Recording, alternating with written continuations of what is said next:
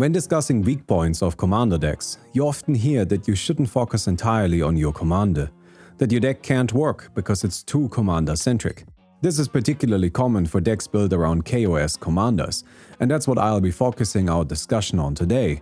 But of course, the principles discussed here also apply to less dangerous commanders that are still very much the necessary centerpiece of their deck. I disagree with the idea that commander-centric decks are doomed to fail. It's just that there are certain steps that we need to take to make sure they function. This, of course, includes deck building, but also, and I really want to stress this point because I think it's very important and often completely ignored, it also involves making good gameplay decisions. There's actually a lot of skill that goes into playing Commander. Finding the right targets for removal, placing stacks pieces so they don't help our opponents, and navigating the table in a way that not only lets us use our own resources, but also has us benefit from those of other players is genuinely difficult. So is, of course, finding the right moment for our kill on-site commander.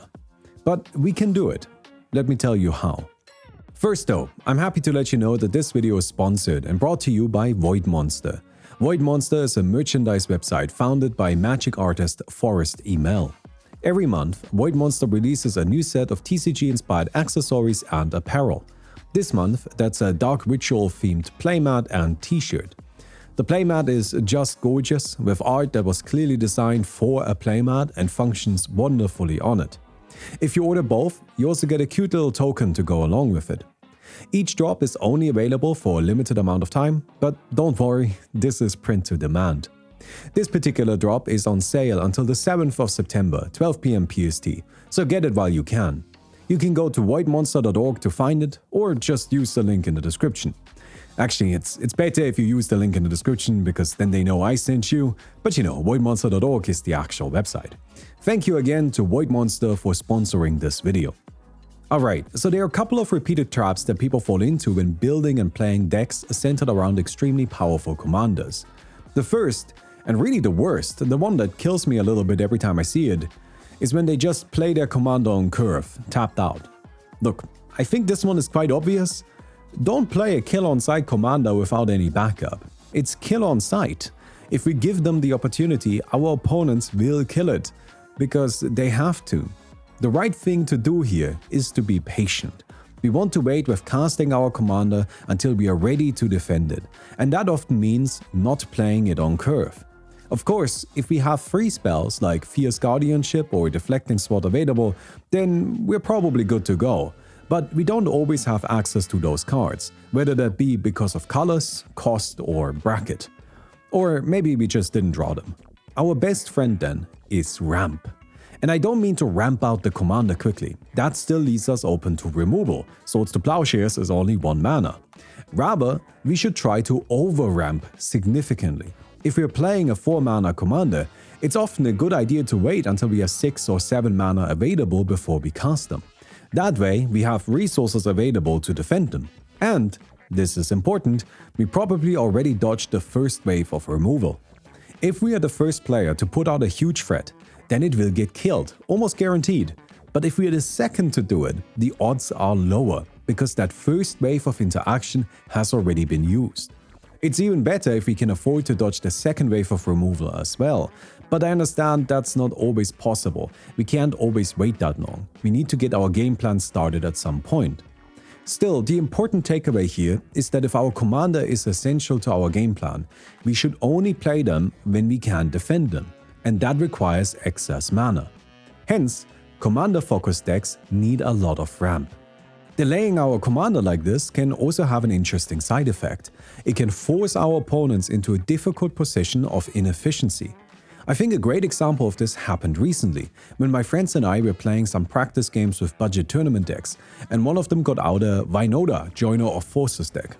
Vynoda is a notoriously overpowered card that was banned in multiple formats, is still considered an A-tier commander in CEDH, and is reasonably cheap. In theory, she should be perfect for budget commander tournaments, but so far she hasn't performed well. That's because everybody knows how dangerous she is, so whenever Vynoda had her 4-mana turn, the other players would keep up interaction to immediately kill her. But in this particular game, We entered turn 4, and despite having a board ready to start doing the thing, my friend didn't cast Minota. This was quite annoying, because us other players had kept interaction open, and then we didn't really have a good use for it. Next turn again, interaction prepared, but no Minota. Instead, another regular creature and another round of attacks. He was holding us hostage by keeping his commander at the ready for whenever we would finally tap out. And if we wanted to keep up interaction for the rest of the game, then that was fine with him, because that meant we weren't progressing our game as quickly as him. Not even just that, somebody else would eventually go for a line that required our attention, and that then opened the doors for him. This was by far the most difficult game I ever had against Minota. Everybody else I had seen with the commander would try to get her out as quickly, as often as possible, and that has always felt dangerous, but manageable. But by preserving his commander and holding it as a silver bullet for the right moment, he was able to exert a much higher degree of pressure that was incredibly difficult to deal with. Excess mana will also be very useful for when our commander eventually gets hit. The worst case scenario that leaves us the weakest and makes it so we're not able to maintain a relevant presence in the game, the scenario we want to avoid under all circumstances, is our commander getting removed and then us being forced to take a turn off because we don't have the mana to cast it again. If we ramped ahead of time, we will have the resources needed to stay in the match. That's not to say that immediately recasting the commander is necessarily a good idea, but it's important to have that option. Another important principle when playing kill-on-sight commanders is to be ready to treat their abilities like they are an ETB. We want to maneuver ourselves into a position where when we cast our commander, we can immediately use them. If we are playing Mystics of the Ismagus, we need to make sure we already have rituals and card draw in hand. If we are playing SpongeBob, we want to have a follow-up spell ready to get the cascade started. We don't want to make the value we can get dependent on our opponents. Force them to respond, but not just to our commander, instead also to all the other shit we already put on the stack. We want to make it so that even if they get the kill, it's already kind of too late. And if we do manage to catch them off guard, pants down, no removal available, the last thing we want to do is pass the turn and let them untap. I think my Sammy Wildcard Captain deck I played on the channel 2 weeks ago illustrates this point very well. I only cast Sammy after I had mana and artifacts on the board, and then I immediately started my Storm turn. I didn't give my opponents any more opportunities to deal with me. This again, of course, requires ramp. I really want to stress this point. Kill-on-sight commander decks need more ramp than the average list. On that note, there are of course also some deck building decisions that play into this. The most common pitfall I see, and unfortunately very frequently, are lists that have their entire curve structured around their commander. For example, a deck with a 4-mana commander with 10 1-mana spells, 15 2-mana spells, 20 3-mana spells, 2 4-mana spells, 10 5-mana spells, and so on. Whichever team see their commanders at, they're playing basically nothing else there. Remember what I said earlier. We basically never want to play kill-on-sight commanders on curve, but a deck list like I just described is going to force us to. It's better to keep the curve functional even without the commander. That'll give us greater freedom on when we actually cast it. I know that sounds a bit like I'm saying to not build your commander-centric deck fully around your commander, but that's not really the point. Rather, make sure that your supporting pieces can fill a curve all by themselves. You should also be minimizing the cards that only do something with your commander in play. Let me give you an example using a commander that people like to talk about a lot.